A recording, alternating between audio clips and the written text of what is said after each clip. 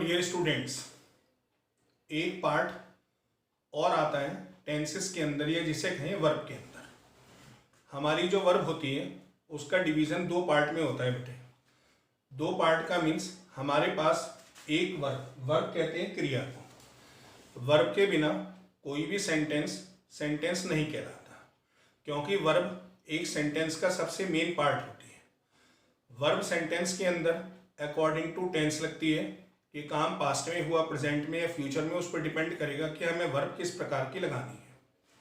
अब हमारी जो वर्ब होती है वो दो प्रकार के पार्ट में डिवाइड होती है। एक वर्ब कहलाती है एक्शन वर्ब, एक वर्ब कहलाती है नॉन एक्शन वर्ब। दो प्रकार की वर्ब होती है, one is called action verb and the other is called non action verb. Action verb का मतलब ऐसी कोई भी वर्ब जो कार्य करना शो करे। कार्य करना शो करेगा मीन्स जैसे आप हैं, आप खाना बना रहे हैं तो भी खाना बनाना एक कार्य करना हो गया। माना आप खाना खा रहे हैं तो खाना खाना भी एक कार्य करना हो गया। माना आप पढ़ रहे हैं तो पढ़ना भी एक कार्य करना हो गया। कुछ बच्चे मैदान में क्रिकेट खेल रहे हैं तो क्रिकेट खेलना भी एक कार्य करना हो गया। तो इस प्रकार से कई बार हम जो वर्ब प्रयोग करते हैं तो वो कार्य करने के लिए जो प्रयोग करते हैं वो एक्शन वर्ब होती है। दुनिया में सारी verb, maximum verb action verb ही होती हैं, क्योंकि व्यक्ति कोई ना कोई कार्य करता है। लेकिन उसके अलावा एक सेकंड पार्ट भी आता है बेटे, और वो पार्ट आता है नॉन एक्शन वर्ब का।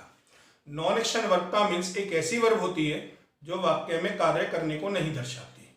अब इन दोनों वर्बों को डिवीजन करने के पीछे पर्पस क्या था? क्योंकि कुछ वर्ब ऐसी हैं भाई, वैसे मैं आपसे कहने लगूं मैं आपको जानता हूं, आई नो यू बोलने लगूं। अब ये बताओ, मैं आपको जानता हूं, मैं या आप में से कोई भी बंदा कार्य क्या कर रहा है? We are doing nothing. मैं तो सिर्फ आपको जानता हूं तो मैं कोई कार्य तो कर नहीं रहा, और जब मैं कोई कार्य नहीं कर रहा तो उस वाक्य में लगने वाली verb is basically called non action verb. तो नॉन एक्शन वर्ब और एक्शन वर्ब दोनों को जानना बहुत आवश्यक है, क्योंकि एक्शन वर्ब वो होती है जो कार्य करना शो करती है और नॉन एक्शन वर्ब वो होती है जो कार्य करना शो नहीं करती है। अब हमारे सामने जो एक्शन वर्ब होती है इनका प्रयोग किसी भी टेंस में कर सकते हैं। हमारे पास 12 टेंस होते हैं। एक्शन वर्ब एक ऐसी वर्ब होती है जिसे इंडेफिनिट में लगा लो तो भी राइट है, कंटिन्यूस में लगा लो तो भी राइट है, परफेक्ट में लगा लो तो भी राइट है, परफेक्ट कंटिन्यूस में लगा लो तो भी राइट है। तो हमारे पास जो एक्शन वर्ब होती है वो तो ग्रामर के किसी भी टेंस में आ सकती है, लेकिन हमारे पास जो नॉन एक्शन वर्ब होती है इसका प्रयोग कभी कॉन्टिन्यूस में नहीं होता। कॉन्टिन्यूस में ना होने का मतलब ना तो सिंपल कॉन्टिन्यूस में आएगी और ना परफेक्ट कॉन्टिन्यूस में आएगी। तो ना तो आप उसे सिंपल कॉन्टिन्यूस में ला सकते हैं, ना उसे परफेक्ट कॉन्टिन्यूस में ला सकते हैं। अब जब कॉन्टिन्यूस में नहीं आएगी तो नॉन एक्शन वर्ब का मतलब वाक्य केवल दो पार्ट में रह गया, या तो इंडेफिनिट में आए या परफेक्ट में आए, क्योंकि आपने शुरू में 4 कैटेगरी लिखी थी, एक इंडेफिनिट, एक कॉन्टिन्यूस, एक परफेक्ट और परफेक्ट कॉन्टिन्यूस। जब कॉन्टिन्यूस में तो आएगा नहीं तो बचा सिर्फ क्या हमारे पास? इंडेफिनिट बचा, हमारे पास क्या? सिर्फ परफेक्ट बचा। अब मैंने इसके नीचे कुछ वर्ब लिखी है, इसलिए ध्यान से देख लेना। जब कॉन्टिन्यूस में नहीं आएगा तो वाक्य या तो इंडेफिनिट में बनेगा या वाक्य काहे में बनेगा? परफेक्ट में बनेगा। ये मैं आपको बता दूंगा इंडेफिनिट में कब बनेगा और परफेक्ट में कब बनेगा। फिलहाल आपके सामने मैंने कुछ वर्ब लिखी है, जैसे प्ले माने खेलना हो गया, वॉच माने देखना हो गया, फाइट माने लड़ना हो गया, रीड पढ़ना या टीच पढ़ाना। तो ऐसी सैकड़ों वर्ब होती हैं जो एक्शन होती हैं, जिनमें हम कार्य करने को शो करते हैं। और जितनी एक्शन वर्ब होती है इस पे आप वाक्य किसी भी टेंस में बना लो। आपने माना ही प्लेड लिख दो, ही इज प्लेइंग लिख दो, ही विल प्ले लिख दो, कुछ भी लिख दो, he is playing, he will play cricket लिख दो। तो आपके पास इस समय ये भी सारी वर्ब राइट है, चाहे इंडेफिनिट में बनाए चाहे कॉन्टिन्यूस में बनाए, क्योंकि एक्शन वर्ब किसी भी टेंस में आ सकती है। भाई टाइम एक्सप्रेशन लगा होता तो परफेक्ट कॉन्टिन्यूस में आ जाती, टाइम एक्सप्रेशन नहीं लगा तो सिंपल कॉन्टिन्यूस में आ सकती है, पास्ट इंडेफिनिट में आ सकती है, फ्यूचर इंडेफिनिट में आ सकती है, तो किसी भी टेंस में आ सकती है। लेकिन हमारी जो नॉन एक्शन वर्ब होती है, नॉन एक्शन वर्ब की सबसे खास बात ये होती है कि नॉन एक्शन वर्ब कभी कॉन्टिन्यूस टेंस में नहीं आएगी। और जब नॉन एक्शन वर्ब कॉन्टिन्यूस में नहीं आएगी तो मैं क्लियरली आपको बोल रहा हूँ वो या तो इंडेफिनिट में आएगी या वो काहे में आएगी? परफेक्ट में आएगी। तो मैं इसीलिए एक्शन वर्ब पर डिस्कशन करना तो इसलिए यूजफुल नहीं है क्योंकि एक्शन वर्ब तो आप according to sense of the sentence किसी भी टेंस में उसका प्रयोग कर सकते हैं, किसी भी टेंस में उसे जाके लगा सकते हैं। हमारे लिए जो सबसे इंपॉर्टेंट है वो है नॉन एक्शन वर्ब को जानना, क्योंकि नॉन एक्शन वर्ब 100% कॉन्टिन्यूस में नहीं आएगी, या तो इंडेफिनिट में आएगी या परफेक्ट में आएगी। तो इसीलिए मैं नॉन एक्शन वर्ब का डिस्कशन इधर कर रहा हूं। तो आप देखें नॉन एक्शन वर्ब, जैसे आप किसी भी सेंटेंस में लिखते हैं, आपने लिखा ही इज लुकिंग स्मार्ट, हो गया।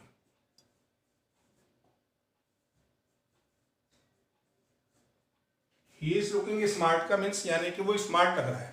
सबसे ज्यादा स्पोकन में सेंटेंस को बोला जाता है you are looking smart, you are looking very smart. लोग बोलते हैं, फ्लुएंटली बोलते हैं, लेकिन मुझे ये बताएं यदि ही इसमें स्मार्ट लग रहा है तो ही इसमें काम क्या कर रहा है?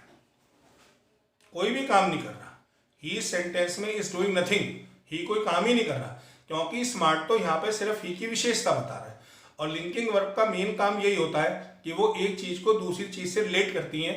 इस समय इस सेंटेंस के अंदर ही कोई काम नहीं कर रहा। अब ये जो वाक्य है ये सिंपल प्रेजेंट कॉन्टिन्यूस में दिया हुआ है। अब जब सिंपल प्रेजेंट कॉन्टिन्यूस में दिया हुआ है और प्लस ये वर्ब कैसी है? Non action. अब यदि ये नॉन एक्शन वर्ब है तो इस लुकिंग की जगह 100% क्या आएगा? लुक्स आएगा। लुक्स का मीन्स वाक्य काहे में आ गया? प्रेजेंट इंडेफिनिट में आ गया। नॉन एक्शन वर्ब के बारे में जानना बहुत आवश्यक है, क्योंकि नॉन एक्शन वर्ब ग्रामर में वो वर्ब होती है जो कार्य करना शो ही नहीं करती। अब वो स्मार्ट दिख रहा है या वो स्मार्ट लग रहा है हमें, ही कोई काम ही नहीं कर रहा। और जब ही कोई काम ही नहीं कर रहा तो 100% वाक्य में आने वाली वर्ब कैसे हो गई? Non action. और नॉन एक्शन हो गई तो कंटिन्यूस में नहीं आएगी, कंटिन्यूस में नहीं आएगी तो काहे में आ गई? इंडेफिनिट में। इंडेफिनिट में आ गई तो अल्टीमेटली अपने आप इस लुकिंग की जगह वर्ड बेसिकली क्या हो गया? लुक्स हो गया। तो आपके सामने केवल सबसे पहले पार्ट में इतना सा सिर्फ डिस्कशन किया है कि ये नॉन एक्शन वर्ब है और इसको इस प्रकार से। अब एक सेंटेंस ये भी आता है, आप ये कहते हैं आई एम ओनिंग हो,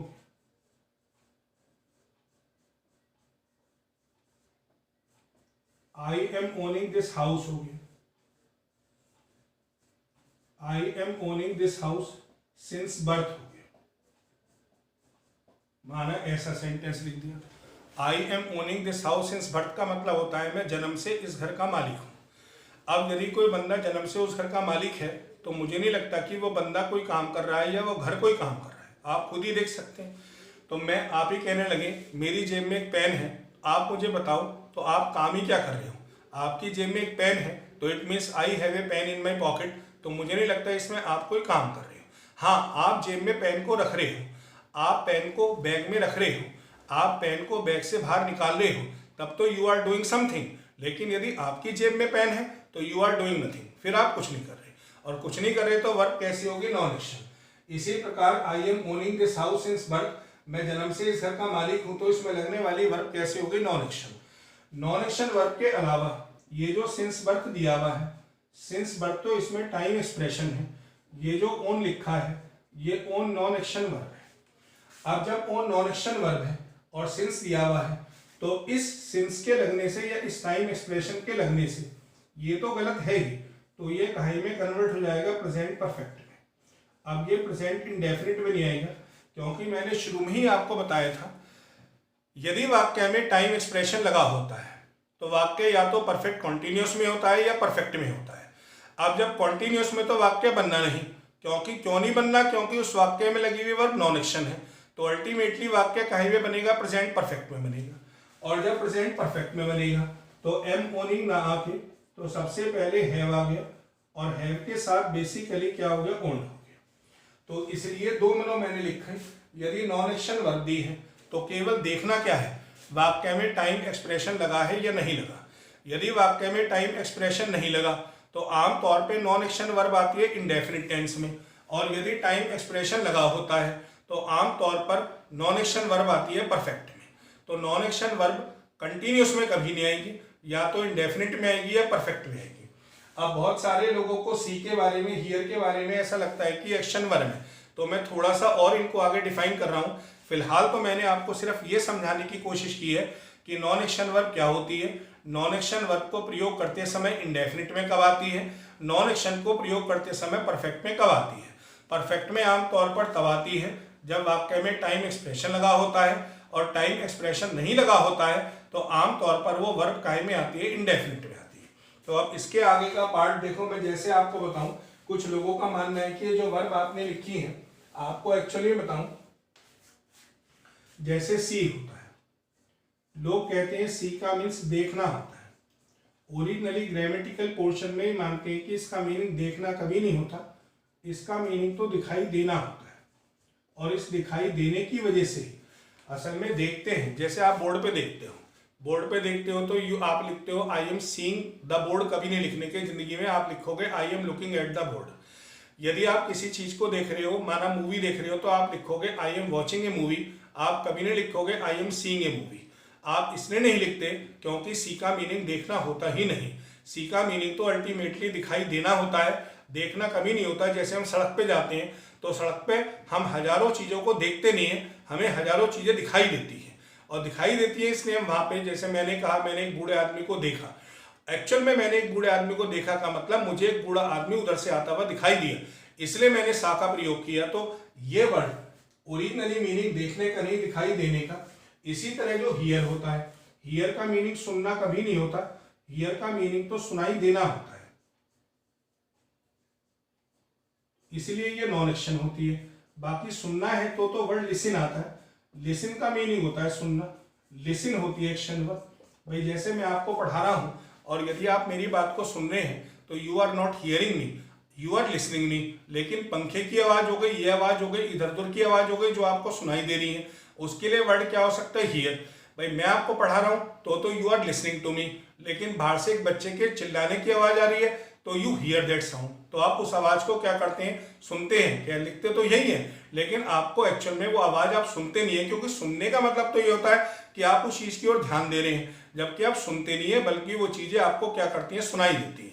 तो इसलिए इसमें लोगों को बड़ा कंफ्यूजन होता है कि सी और हियर में तो देखना और सुनाई दिया होता है, तो ये एक्शन क्यों नहीं होती, इसलिए केवल मैंने डिस्कस किया। बाकी मैं कुछ वर्ब आपको यही बता दूं। अब जैसे लुक हो गया, लुक एक्शन वर्ब भी होती है और लुक नॉन एक्शन वर्ब भी होती है। अब ऐसी वर्ब भी होती हैं जो दोनों होती हैं। यदि इसका मीनिंग एक्शन वर्ब में आता है तो इसका मीनिंग देखना होता है, और जब ये नॉन एक्शन वर्ब में आती है तो इसका मीनिंग देखना नहीं, इसका मीनिंग प्रतीत होना होता है। तो इस प्रकार से भी होता है, एक ही वर्ब आपकी एक्शन भी हो सकती है, एक ही वर्ब आपकी नॉन एक्शन भी हो सकती है।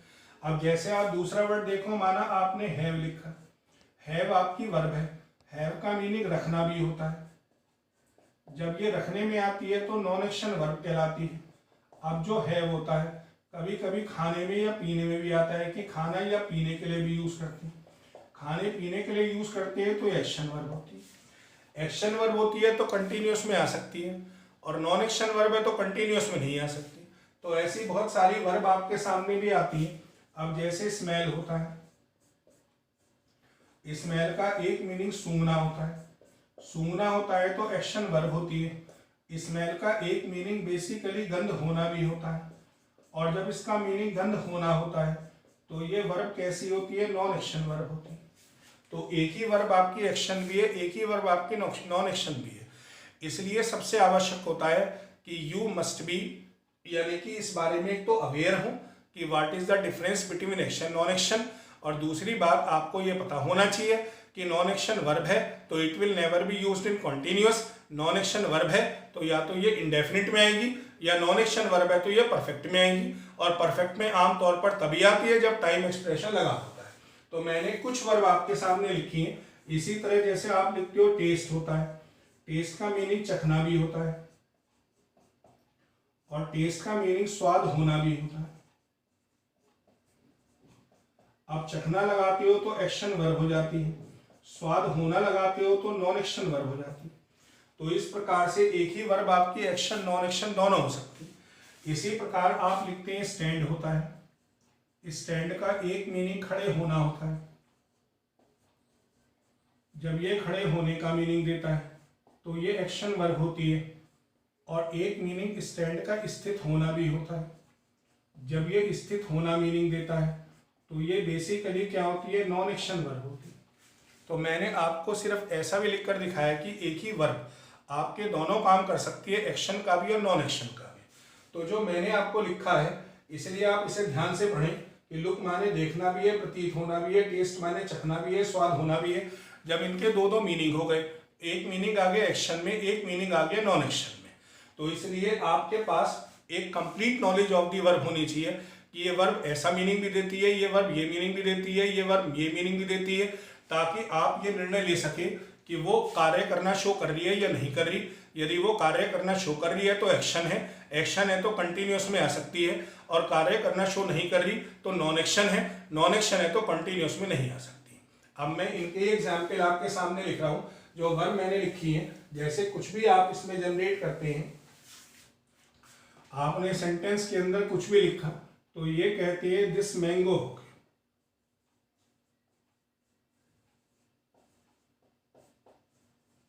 दिस मैंगो इज टेस्टिंग हो गया, दिस मैंगो इज टेस्टिंग सोर हो गया। तो ये कहते हैं आम का जो स्वाद है। अब इसमें आम किसी चीज को चख तो रहा नहीं, भाई आम किसे चखेगा? आम को तो कोई बंदा खुद ही चखेगा। तो यदि बंदा सब्जेक्ट होता, एक बार को बंदा आम को चख रहा है, बंदा खीर को चख रहा है, तो समझ में आता। लेकिन जब आम ही, तो आम किसी चीज को चखेगा तो है नहीं। अच्छा, सोर का मीन्स होता है खट्टा, तो एकदम सीधा आता है कि आम का जो स्वाद है वो कैसा है? खट्टा है। और जब ये टेस्ट स्वाद होने का मीनिंग देगा तो ये नॉन एक्शन वर्ब हो गई। नॉन एक्शन वर्ब हो गई तो कंटिन्यूअस में कभी नहीं आएगी, कंटिन्यूअस में नहीं आएगी तो प्रेजेंट इंडेफिनिट में आएगी, और प्रेजेंट इंडेफिनिट में आएगी तो टेस्ट की जगह वर्ड बेसिकली क्या हो गया? टेस्ट हो गया। तो ये कहते हैं दिस मैंगो टेस्ट सोर हो गया, इस आम का जो स्वाद है तो वो बेसिकली क्या है? खट्टा है। इस प्रकार से कभी कभी हमें वर्ब में मॉडिफिकेशन करना पड़ता है। जैसे आप लिखने लगे और ये कहते हैं द ताज इज स्टैंडिंग हो गया,